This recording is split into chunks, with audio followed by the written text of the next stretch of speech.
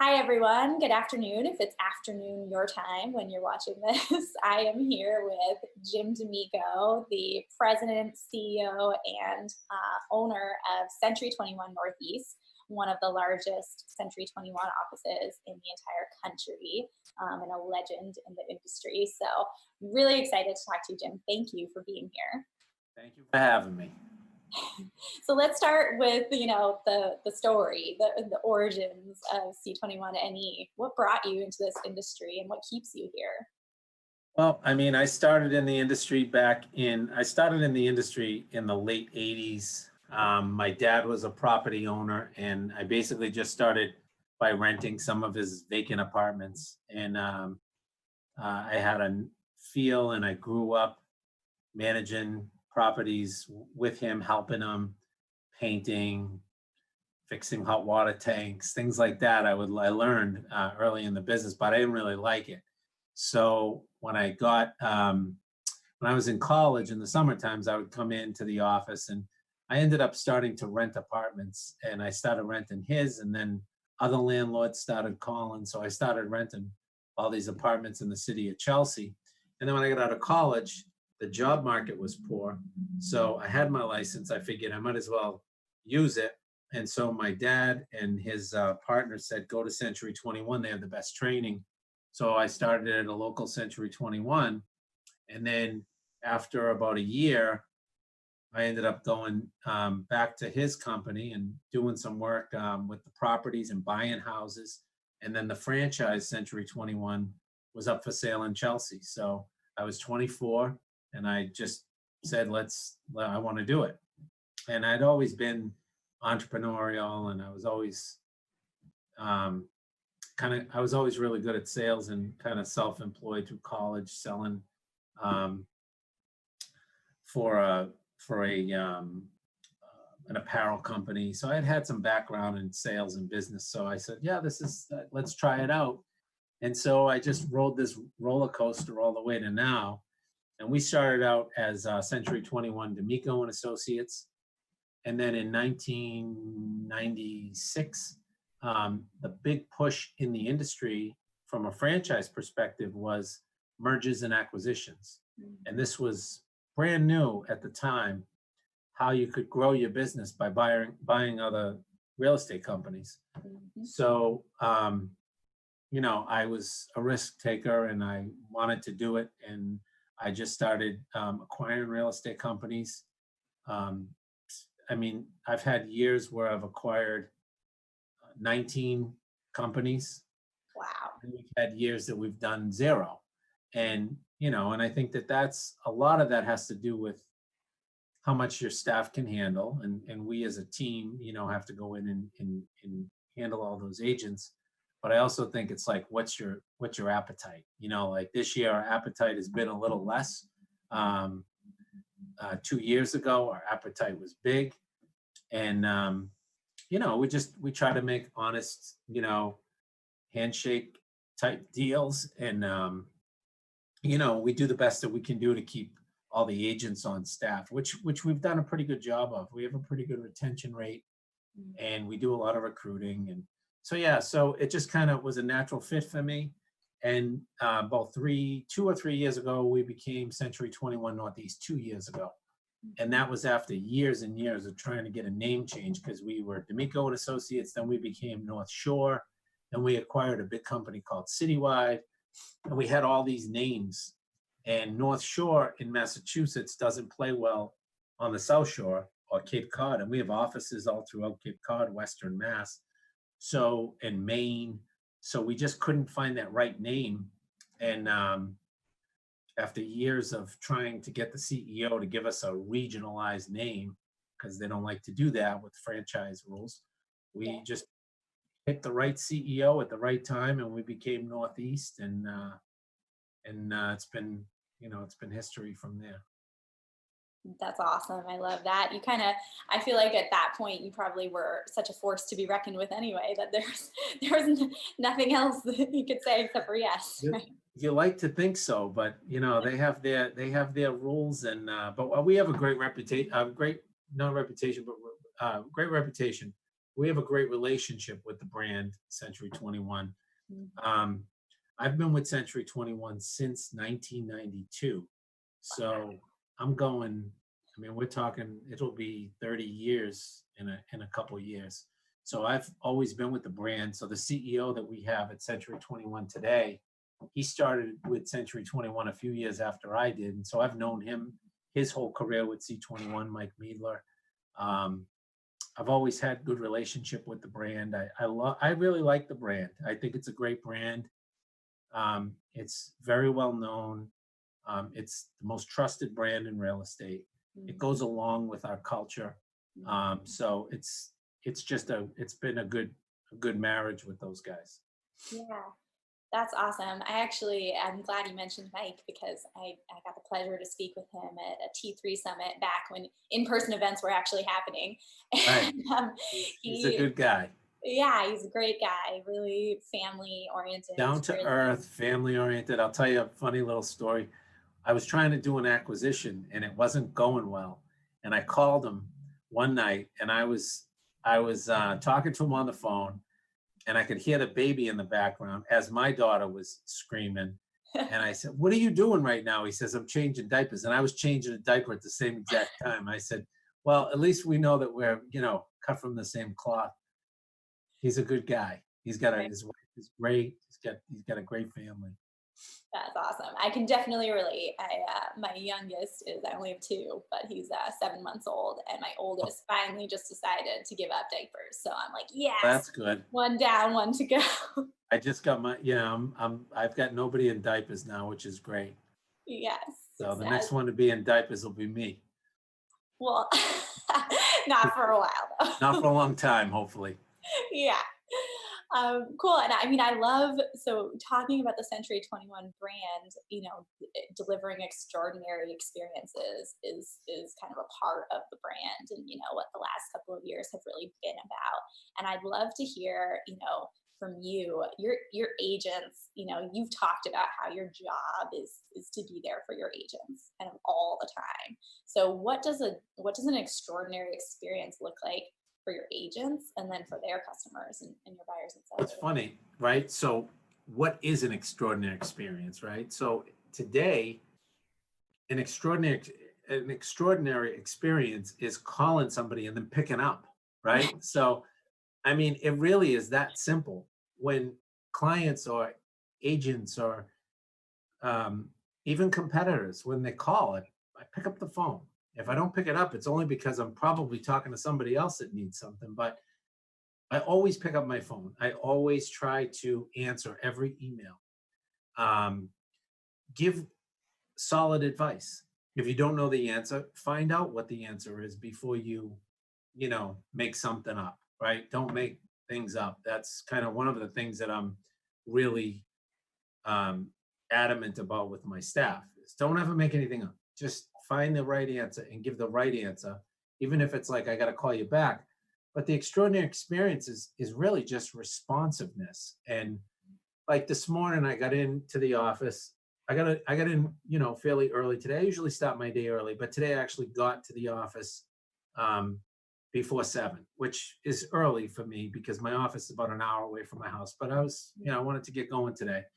And there was 3 emails in the help desk, and we have a help desk system here where agents can just email into the help desk, and then there's 5 or 6 of our staff people, including myself, that answers questions. And we answer until 10, 11 o'clock at night. But a couple things came in overnight, and they're easy questions, maybe, in a lot of cases, but like when you're doing anything, you always want that like ratification that you're doing it right. Like even me, I've been doing this for a long time, but if I'm looking at a property and I'm thinking about specking out a house to buy and maybe flip, I still want to get someone else's opinion. Hey, what do you think about the price on that house? If I put this into that house, how much do you think I'm going to get? Because I don't necessarily always know. It's always good to get that second piece of advice. And the agents in our company, in a lot of cases, they like to get my opinion. Hey, I have a listing I just put on the market. Would you mind taking a look at it? Tell me if how I worded a specific, benefit to the house. So, I was able to answer three of those before I even started my day. And it's just a great thing to be able to do that. Nowadays, you can do it virtually, Mhm. and people get the answers that they need so that they can continue rolling. Because an agent does not want to be put on hold because they're trying to get things done too. So if we can answer them quickly, they can give answers quickly. They can move faster. They can sell more homes. And Mhm. that's one thing that we've always done. I've never spent all my time um, focused on a lot of brokers. They focus all their effort on everything but their agents, right? So they focus all their efforts on their marketing or recruiting other agents instead of really just focusing on the ones they have. And Mhm. here I've always tried to focus on the ones we have. And that's something that, you kind of learn over time.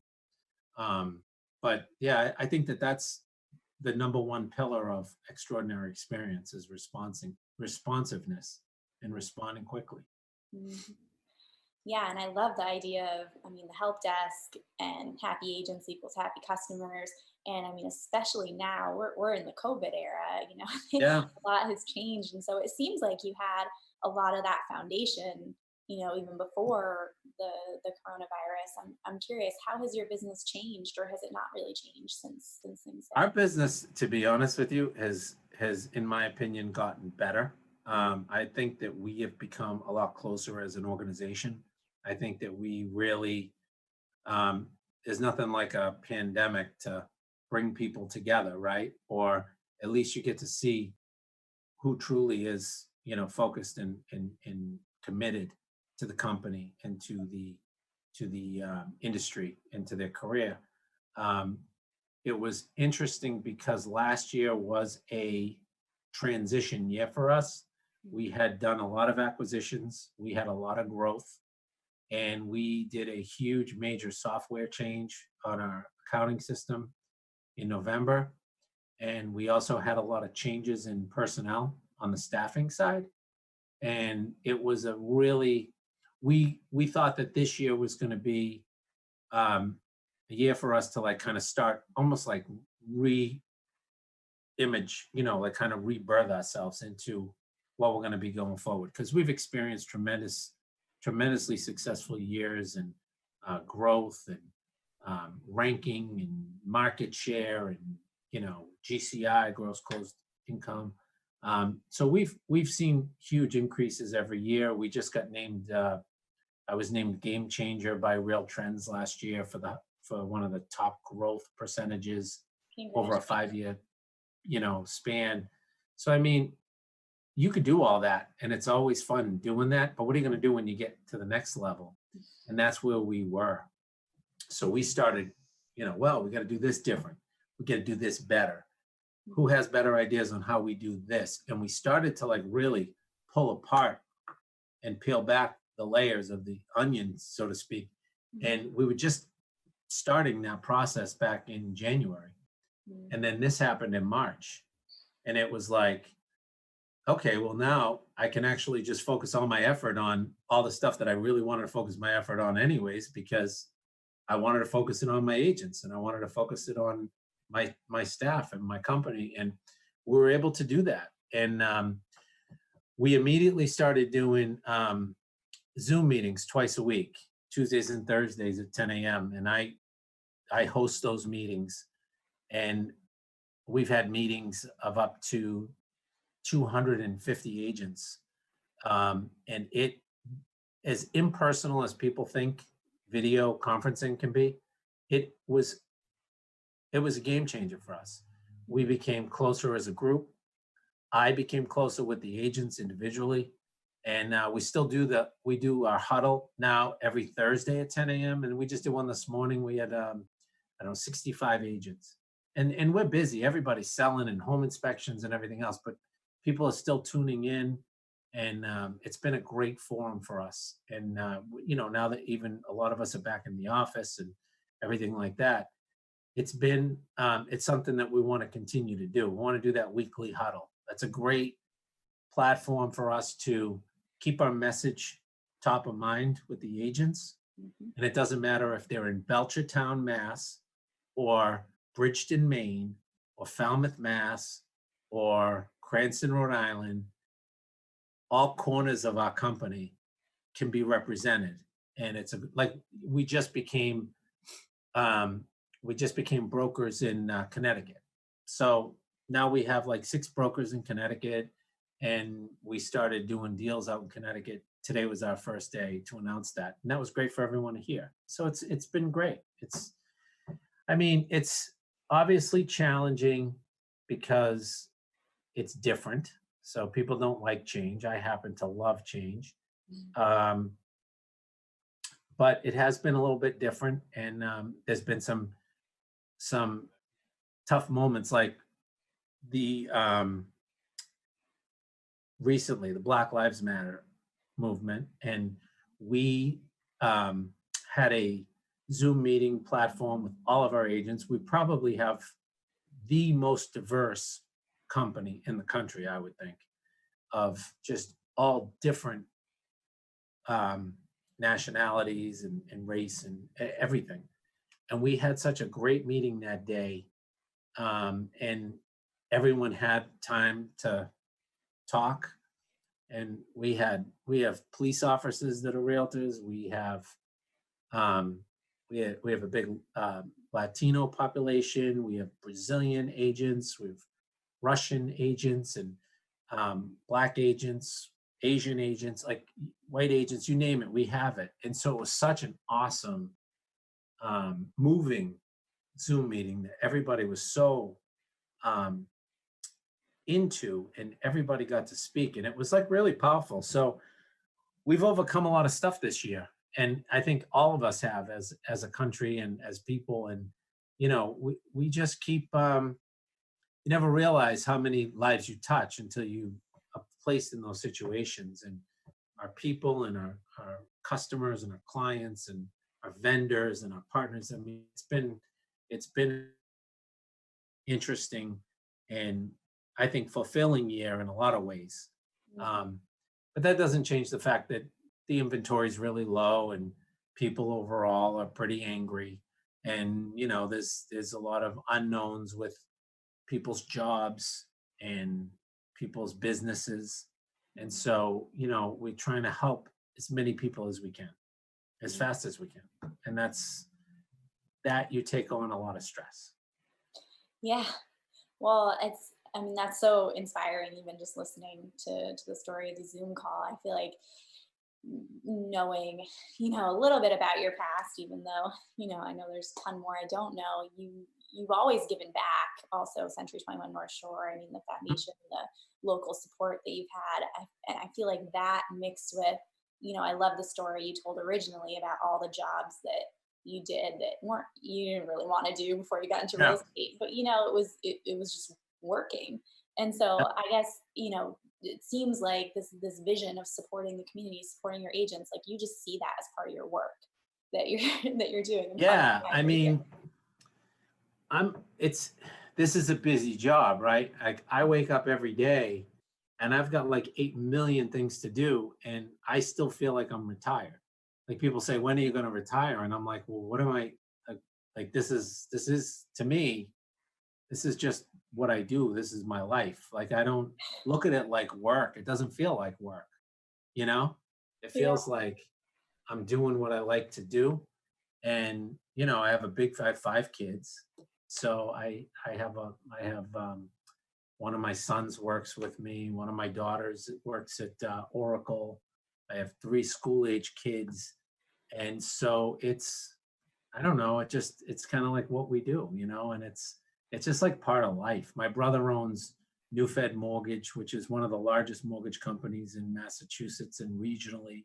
My sister owns New Fed Insurance, which is property and casualty insurance company, which I work really closely with.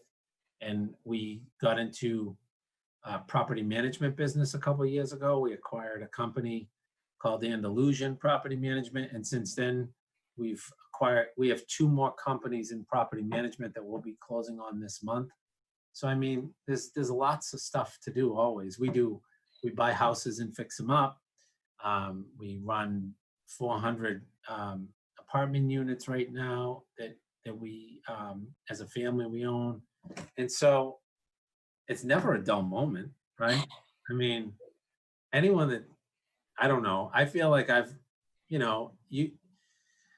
we get to do fun stuff, go to games and go out on the boats and, all that stuff. But to me, the real value in life is being around the people that work in this company, and I've always just enjoyed that. To me, that's a vacation. That's awesome. I feel like I want to ask you what's next, but I should really ask what's not next. I don't know, I don't know what's next. I never I'm not a good planner. I'm more like a doer. So I've never really had like a goal, like so many people have the goal boards and stuff like that. I never really had a goal board. I've Mhm. always just worked really hard. I never, like I always tell the agents too, there's no secret to this business.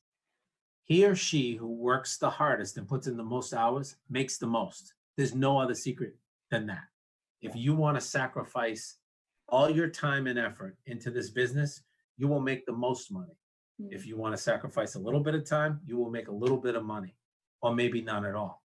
But that's like with anything.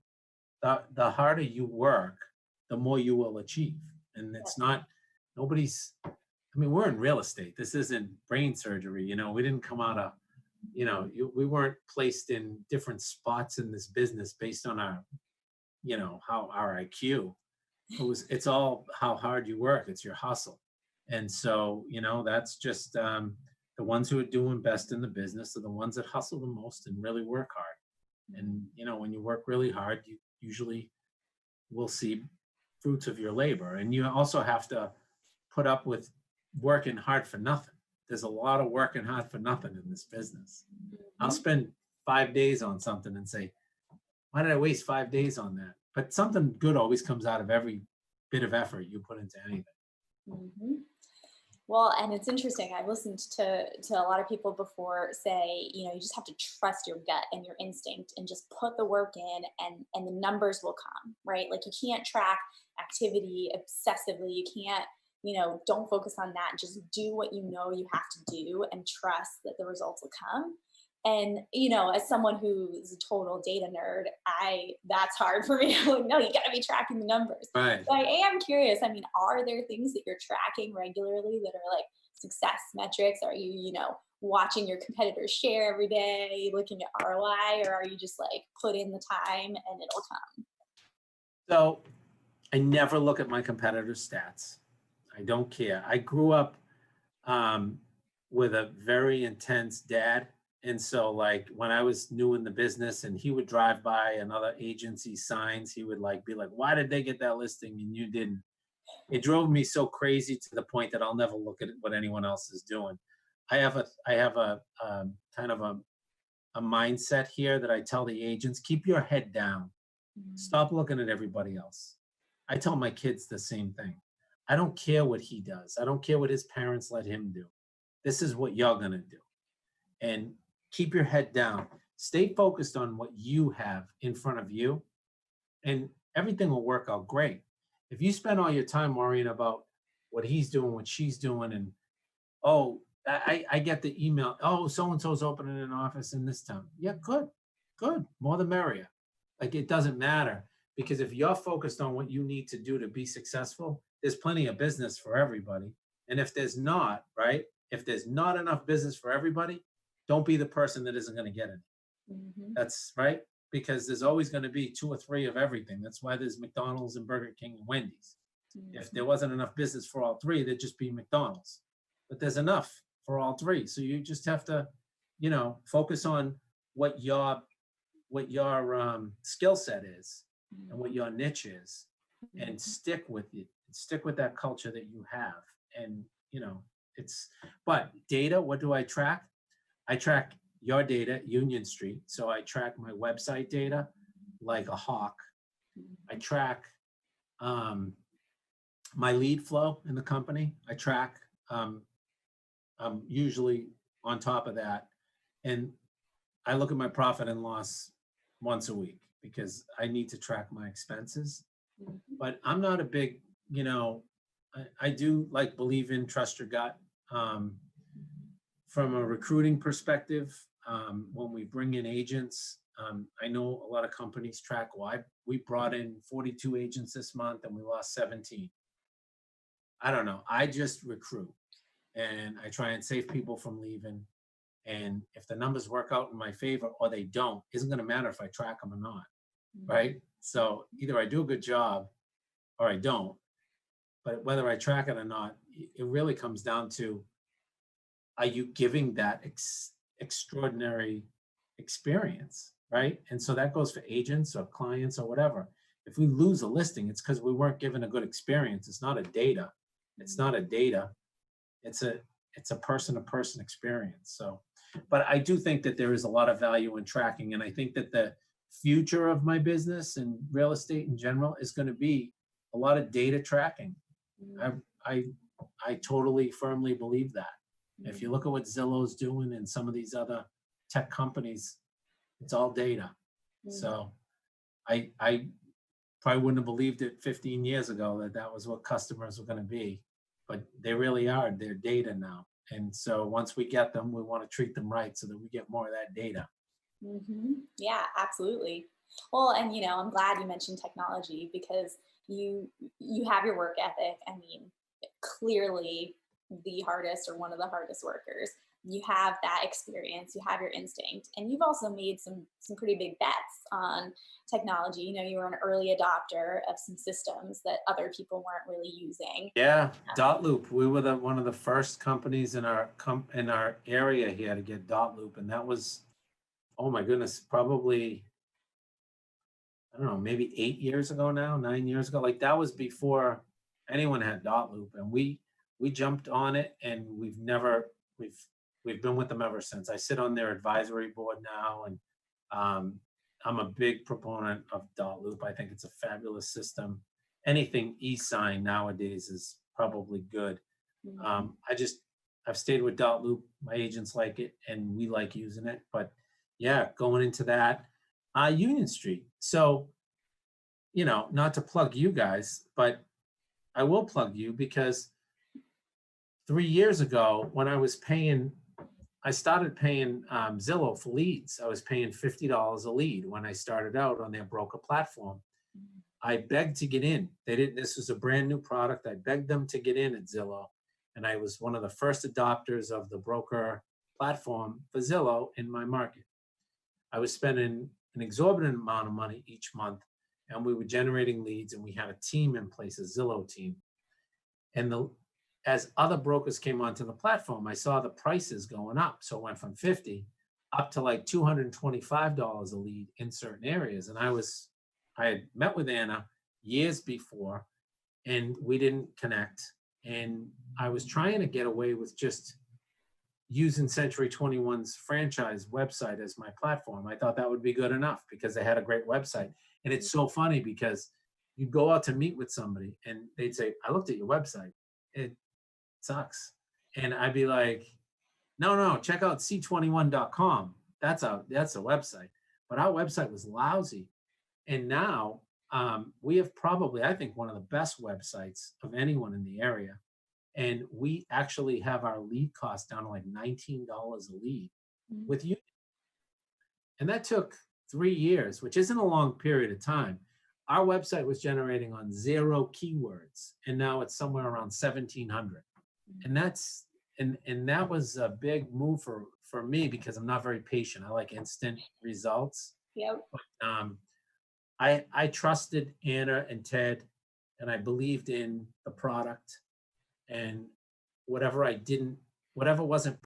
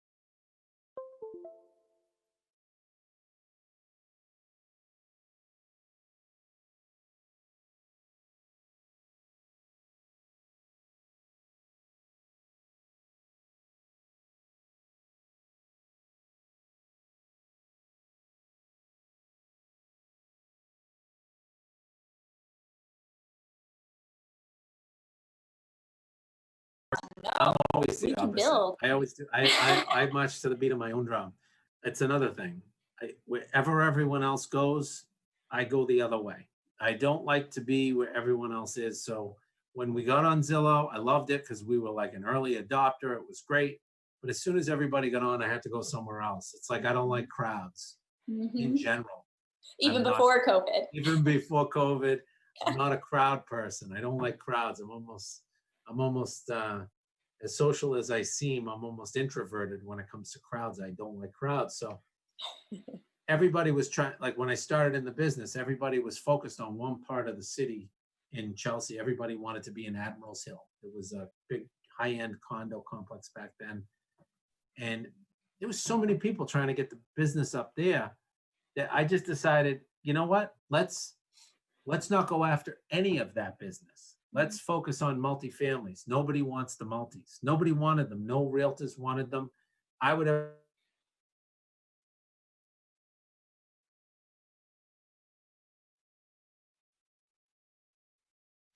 Still with me, Jim? I think our connection is breaking up.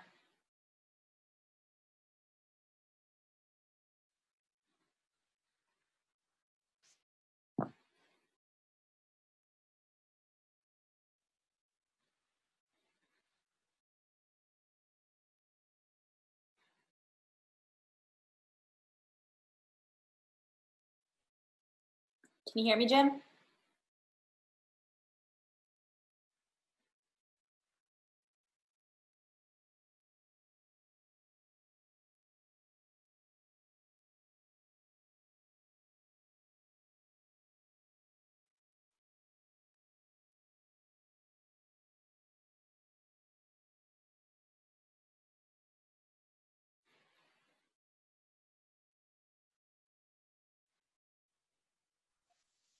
Okay.